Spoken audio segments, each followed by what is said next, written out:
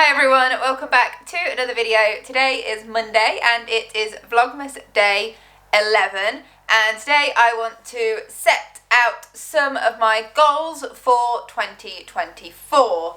If you're wondering why I'm sat on the floor, it's because I'm sat by this radiator because I'm so cold. It's been really chilly today. When I got in my car this morning to go to work after, having to de-ice it, it was -4 degrees and it's just really like bitey cold outside, and I am one of those people, and I know some people are like really against this. I feel like you almost fall into one of two groups of people. You either do it or you think it's really wrong. I'm one of the people that does it, and that is when I get home I put my dressing gown on over my clothes to keep me warm. So I'll still be dressed, it's not like I've got my pyjamas on or anything, I'll still be in my clothes, but I'll put my dressing gown over the top as like an extra layer. I don't know, tell me what is your take on that. But I washed my dressing gown this evening, so if you can hear a sort of a rumbly clunky noise in the background, that is the tumble dryer, but that's one of the reasons why I've come up to my office to film, because it's quite far away, well, far away as you can kind of be in my little house.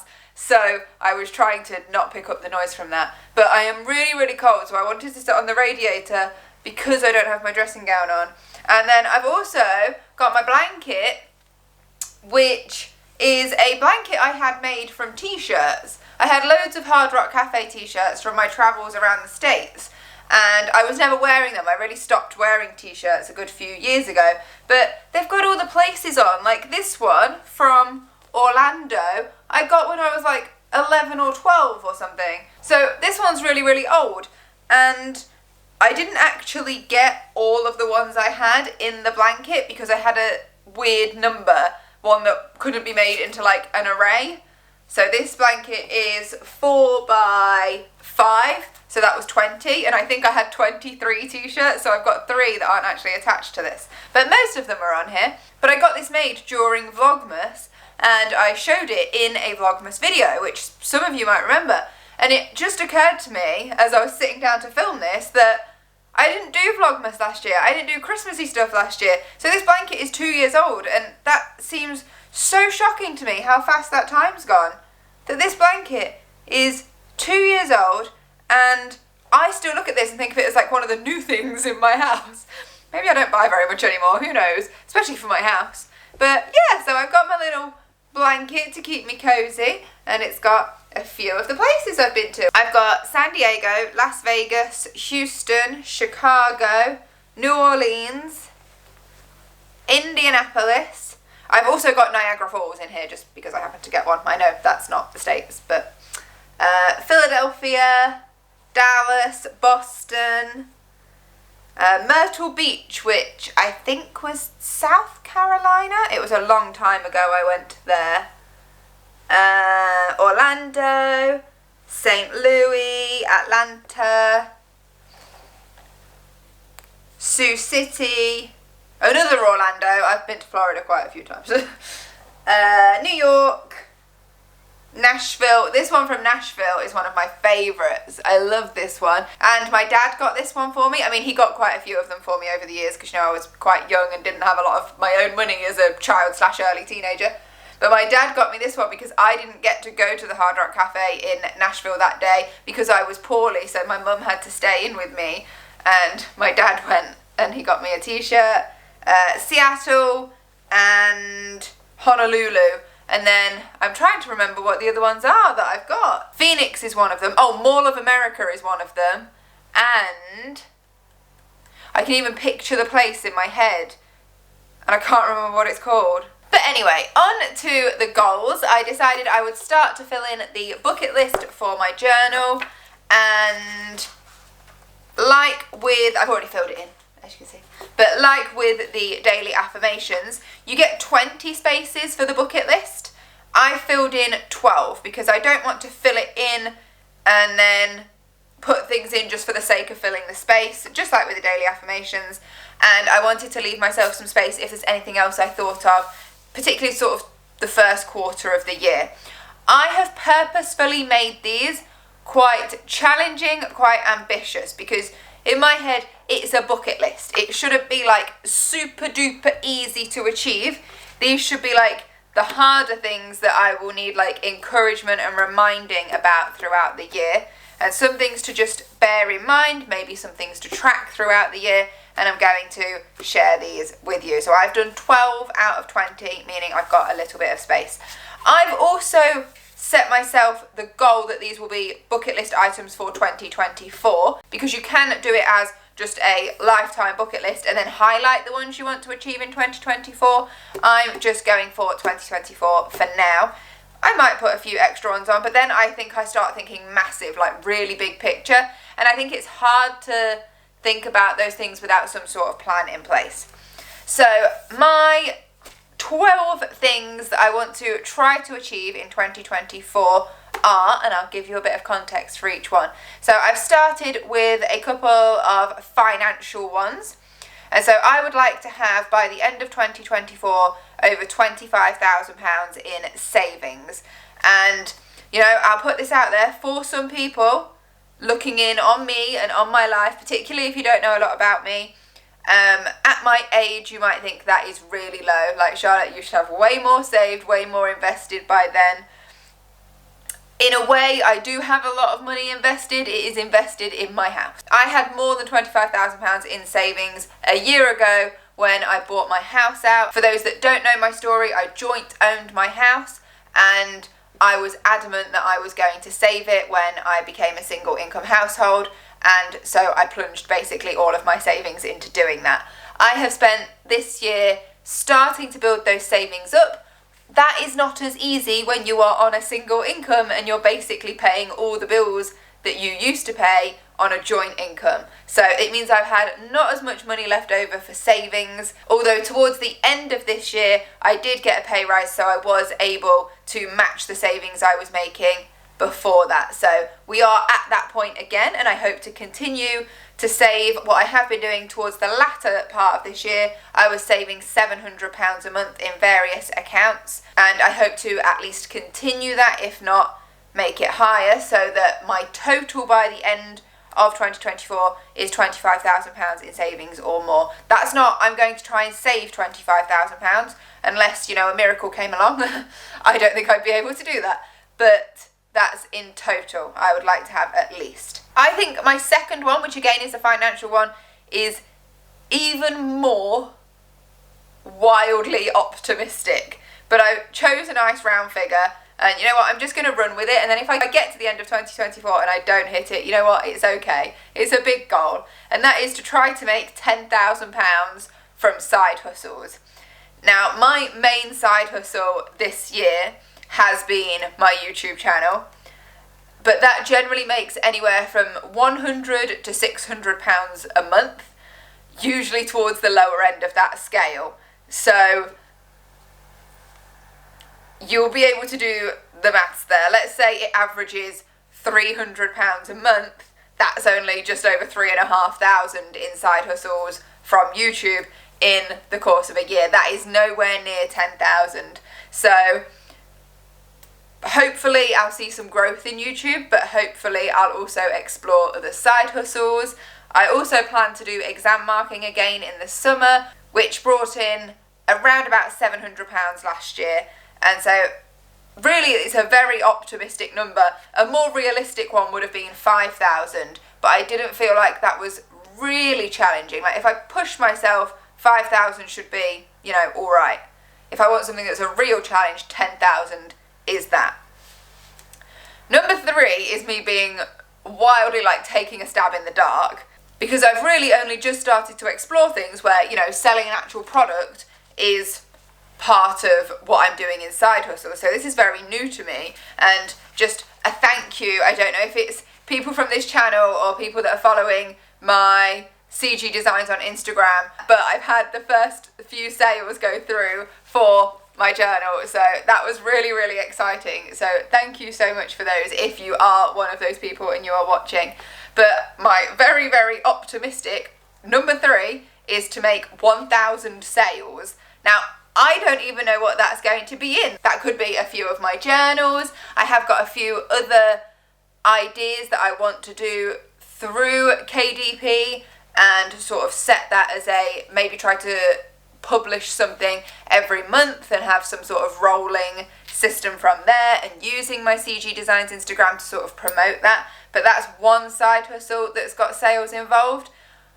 I might be thinking about exploring some others. I won't give too many spoilers on that yet, but that's just something to consider. If I could make 1,000 sales in a year, that would be amazing. Then we've got YouTube and number of subscribers. I have really stopped worrying about subscribers, I would say kind of like in the last 6 months. I posted a video on my channel that blew up, and a few days ago it got to 100,000 views. I mean, it's been on since August, I think, so it's taken a good few months to get 100,000 views, but when I put that video on in August, I gained, I think, about 1,500 to 2,000 subscribers from that video, and then my subscribers have just stopped since then. There has been no growth. I have been close to 13,000 for about 3 months, and it literally flickers up and down with people subscribing and unsubscribing from 12,950 to 13,000, and it has never hit 13,000, and it's just constantly up and down. I think it got to 13,996 was the highest it got, and it never hit 13,000.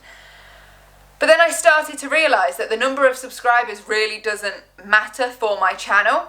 In terms of the engagement I get for my channel, I prefer to, see the same names in my videos, see people commenting, see people that want to interact with me, and I feel like I'm getting to know them because it's the same name and that it's like they're talking to me, and that's great. And you will know who you are if you're one of those people that messages me and I reply and we have a little chat and a catch up. And I hope to do that more. I know there's so many people that watch the videos that probably don't comment, but I do love chatting with the people that comment on my videos. So it's not like I would want more subscribers because I'm not fulfilled by my audience as it is, because I really am. And I don't know, actually, if I had loads of subscribers, I might be too overwhelmed by it, or I might feel bad that I can't reply to all the comments and things like that. So I really stopped being overly concerned about subscribers. And then if I look at it from a financial point of view, rather than a viewership point of view, you don't get money based on subscribers, you get money based on views. And so, yes, more subscribers mean more people get your videos on their homepage, and so would lead to more views. But at the end of the day, it's the views that count, not the subscribers. Like, look at that video that I said had 100,000 views. That might not necessarily be 100,000 unique viewers. Some people might have gone back and watched a bit and then watched a bit later or whatever. But if that was 100,000 unique viewers, 100,000 people didn't subscribe to my channel for me to be able to get those views, if you know what I mean. So I really stopped worrying about subscribers for a good while because it wasn't the most important thing. I'm not going to lie, one day I would absolutely love to have one of those silver play buttons. They are so cute. But I think 100,000 is probably a bit of a stretch. So I've put, if by the end of 2024 I could have 20,000 subscribers, and bearing in mind, knowing that my channel hasn't moved for 3 months, in some ways it's gone down, that is, again, a very, very optimistic goal, I think. I think that is a big stretch if I'm going to hit 20,000 by the end of 2024. Now, bear in mind, I started my channel in January of 2020, so by the end of 2024, that will be 5 full years that I've been doing my channel.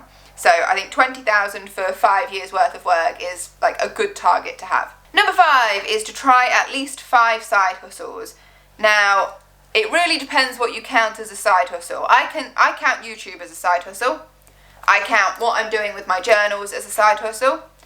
I probably don't count Vinted as a side hustle because it's not something where I'm regularly like bringing products in to then sell and make money. It's just me selling either my own stuff or my friend's stuff just to get it out of our space and make a bit of money from it. I don't consider that like a proper side hustle. So at the minute I would say I'm sort of dabbling in 2.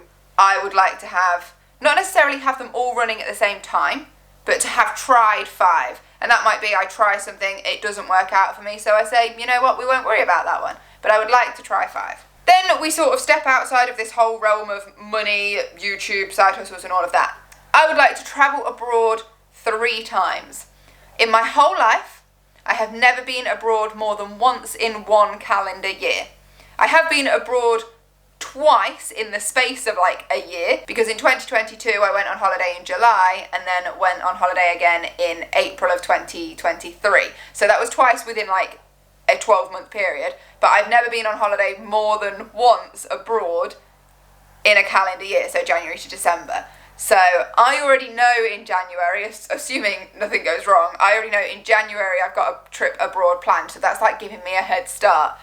But I would really like to make the most of the time off that I get. I work in education, I get 13 weeks holiday in a year, which is loads. And I just don't capitalise on going away on holiday, even sometimes just like in the UK, usually because I'm exhausted.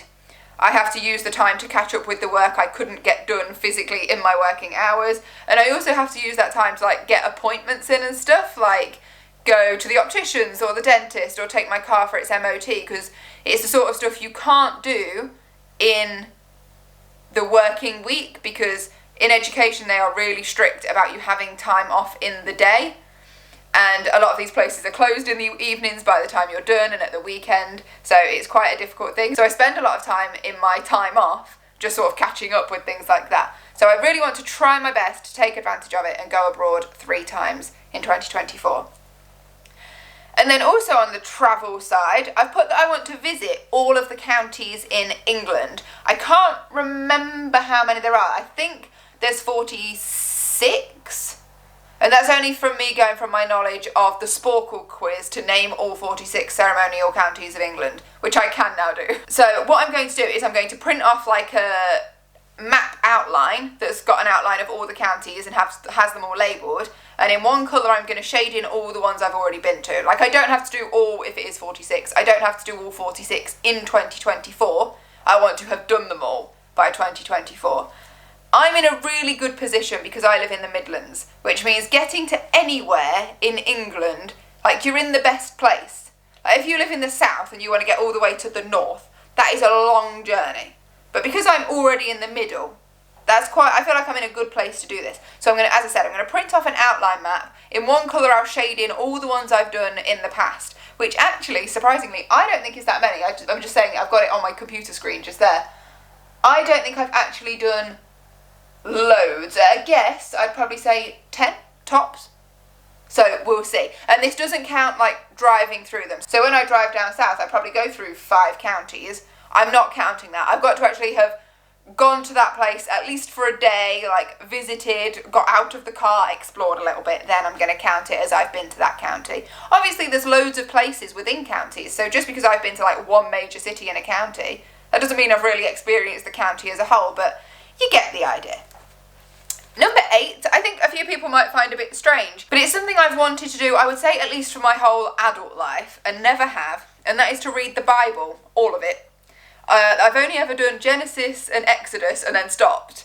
And I've said it before, I'm not a religious person in the sense that I'm not particularly sure I believe in God. Like, for me, saying I believe in God, I feel, honestly, I feel a little bit silly, because I think, well, obviously there's not some sort of thing, being, entity, whatever it is out there watching over us all. Like, where's the proof? Where's the science? I trust the science and all about space and the Big Bang and all of that. But I'm so fascinated by religion to the point that I wish I was religious. And if I was going to have a religion, I have no doubt about it that it would be Christianity. I love going to church. I love being in churches. I love the idea of feeling like you've got something to believe in, something that brings you comfort, something that guides you in a positive way in life. There's just a small part of me that can't get beyond the fact that I think there can't be anything out there. Like, there can't be.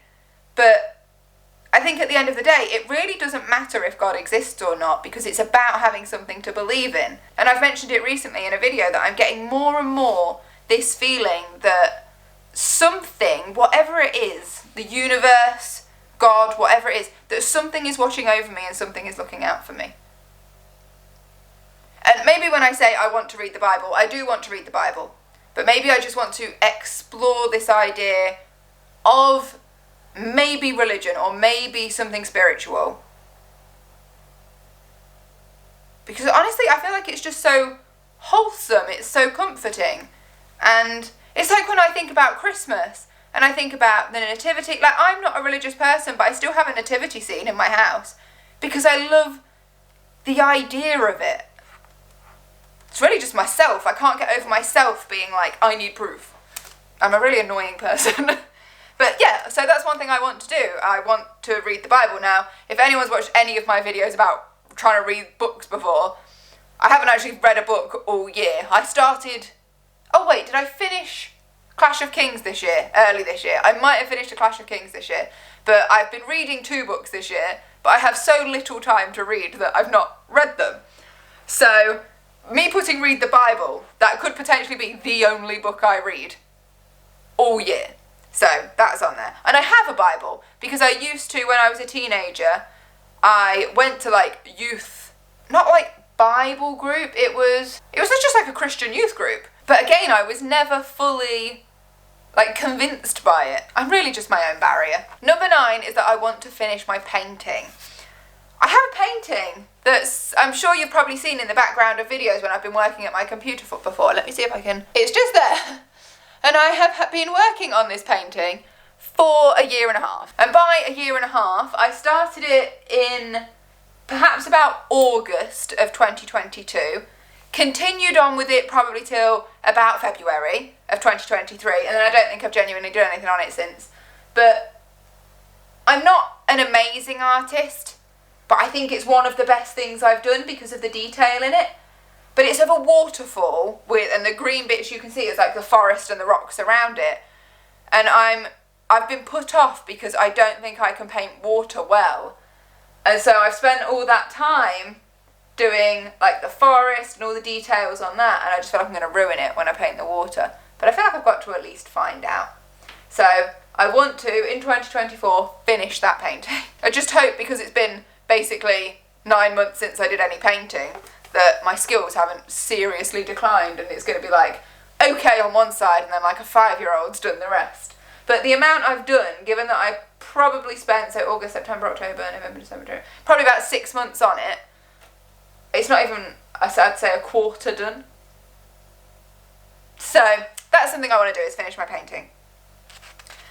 Number 10 is a very simple one, but one that's becoming closer and closer to my heart lately, and that is to make more memories with family. I've said it before, and if you've watched Vlogmas, you'll know my reasoning why I want to make the most of time with people I love, and I don't feel like we make enough memories as a family. More often than not, like when I see my parents, it's at their house. I want to take my parents out more, I want to spend time with my family, go out and do stuff. When we were at the concert the other night and I just saw how happy my dad was, and it's been so long since I've seen him that happy with everything that's been going on, I was just like, I want to see him smile like that again. I want to see him happy like that again. So let's go out. You know, I took a selfie with my dad whilst we were there for the memories, and I was thinking, I want more selfies with my parents, doing stuff, getting out and having a great time. Number 11 is very vague, and that is just that I want to progress in my relationship. So I've mentioned that I'm seeing someone. It's quite early days in terms of sort of the depth of the relationship, because we're somewhat long distance. It's very difficult to make plans, and you know when it's like early on, you don't want to be like too serious, like, well, what's our plans, where are we going together, where's our life leading together, are we moving in together, is one of us reload, like it's too soon to get into all of that. But I want to at least feel in a year's time, you know, assuming this relationship continues, because you don't know what's going to happen, but I would like to at least feel like we've made progress and we're moving towards something, but I don't know what that something is, and right now I don't really mind what that something is. I just don't really want to feel like I'm a year down the line and I feel like I'm in exactly the same position I was a year ago. So that's why that one's very vague.